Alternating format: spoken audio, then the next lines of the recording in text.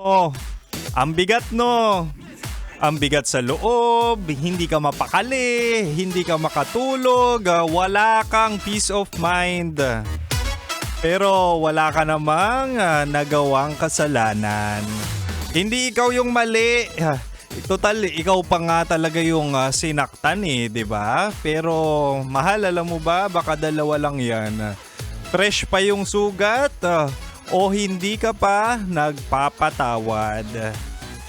Pwede ring hindi mo pa talaga siya napapatawad kasi yan din yung dahilan kaya hindi ka pa ulit nadidiligan. Pero di ba mahal no? Ganun talaga no, kapag hindi mo pa napapatawad, ang hirap kausapin, ang hirap kapag nilalambing ka, ang bigat pa ng loob mo. Ang dami ko sinasabi, magpapakilala muna ako. Mahal, mahal, mahal! Annyeonghaseyo! Nandito na ako, Emnida. Ay, namiss kita na Pakis ako na Ha? Mahal, ako na to.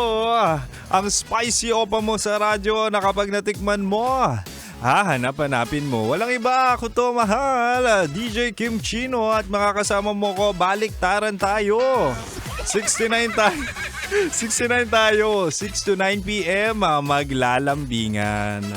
Pero mahal no, totoo yun ang hirap kayang matulog na may mabigat na loob. Imaginein mo, masama na nga ugali mo, may sama ka pa ng loob.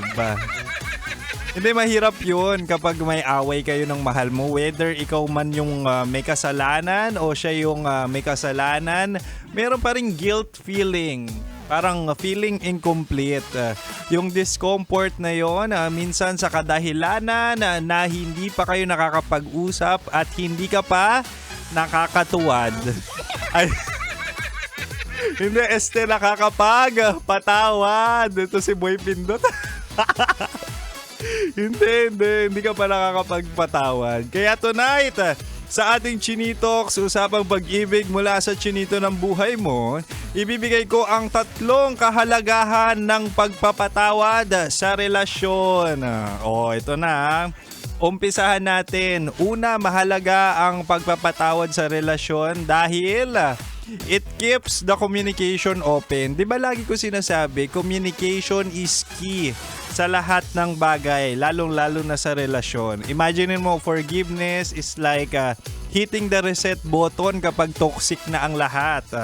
Mas madali nang makipag-usap, magkakaayos na kayo ulit. Kasi di ba lahat ng relasyon, kahit gaano pa katibay, magkakaroon pa rin yan ng tampuhan at pagkakamali. Pero kapag marunong kayong magpatawad, mas madaling buksan ulit ang pinto sa usapan.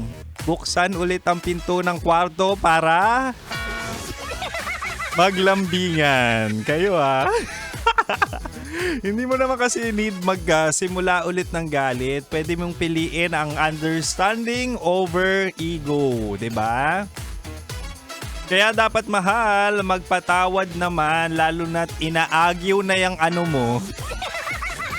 Inaagyaw na yung sapatos mo kasi hindi mo na nagagamit sa date. Kayo yan na naman tayo Pero mahal, sana hindi talaga inaagyaw, no? Sana all, hindi inaagyaw. Yung kay Kim Chino, inaagyaw na talaga. Yung sapatos, kasi laging naka-crocs. Mahal meron pa akong 2 kahalagahan ng forgiveness sa relasyon.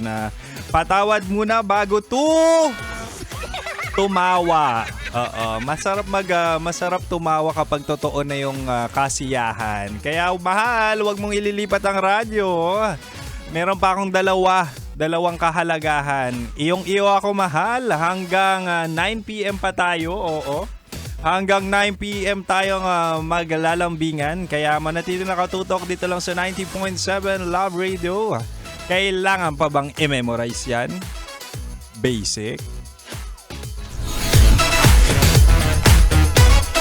Metro's #1